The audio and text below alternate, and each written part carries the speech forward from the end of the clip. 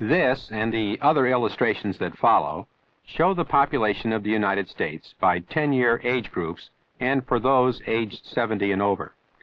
Each age group is classified by sex, with females on the right and males on the left. As you can see here, the age groups are indicated by horizontal bars, starting at the bottom with the youngest age group.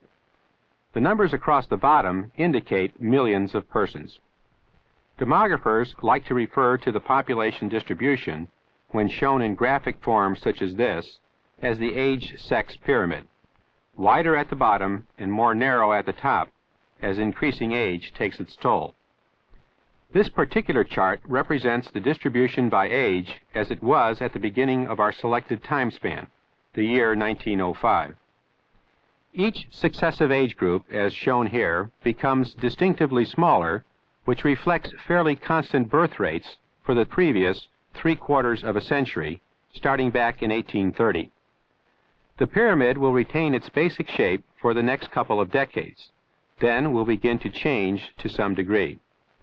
As time progresses, the pyramid will become increasingly distorted, as changes in the number of births and deaths reshape the age and sex distribution. Here, we move from 1905 to the year 1915, where the shape is similar, and we continue moving to 1925, where the pyramid still retains its basically symmetrical shape.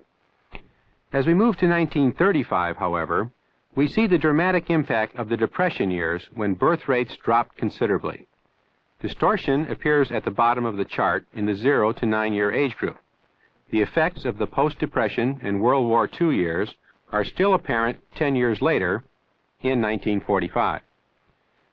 We see an even more distorted picture as portrayed by the total population through age 19.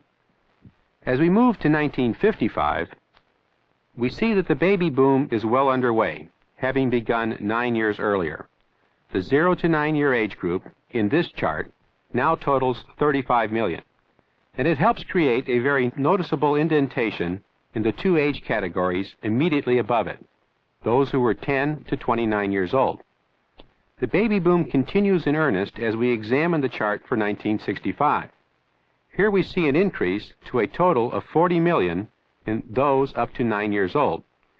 And when they are added to those in the first decade of the baby boom, the total reaches 75 million. These two age groups in 1965 constitute nearly 40% of the total population. The difference in birth rates between the Depression years and the baby boom years had a major impact on these populations, in that in 1965 we had 29 million more persons under 20 years of age than were between 20 and 40.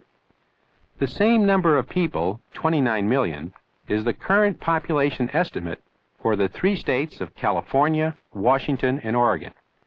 And today, the residents of these states account for about 15% of our total national retail sales, which indicates the profound influence on marketing potential from these additional people. In this next chart, we can see the bulge of the baby boom generation as it was in 1975, when they were from 10 to 29 years old. At the same time, declining birth rates in the late 1960s and 1970s placed even more accent on the size of the baby boom cohort.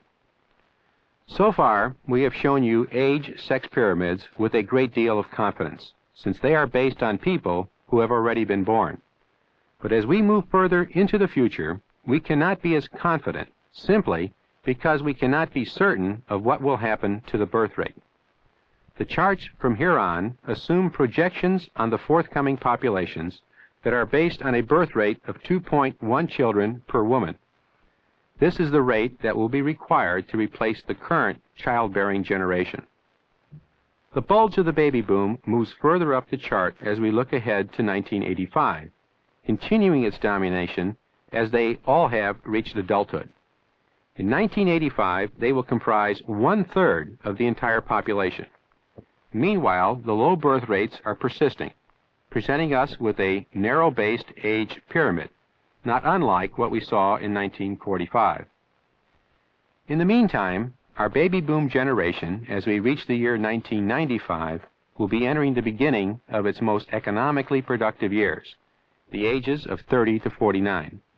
They will continue to be highly productive as they reach 40 to 59 years old in the year 2005, and throughout this 10-year span, they will continue to reflect the economic concerns and the outlook of those who are middle-aged.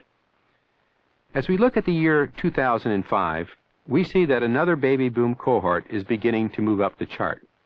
These are the children of the original baby boom, and even though their parents bore children at only a fraction of the rate of their own parents, their numbers were so great that they produced an echo effect in the population some 30 years later, as we see here. In the year 2015, some of the baby boom generation is beginning to retire, and they now far outnumber those who are older than they are. And 10 years later, in 2025, we find that there are more older Americans than at any time in our history.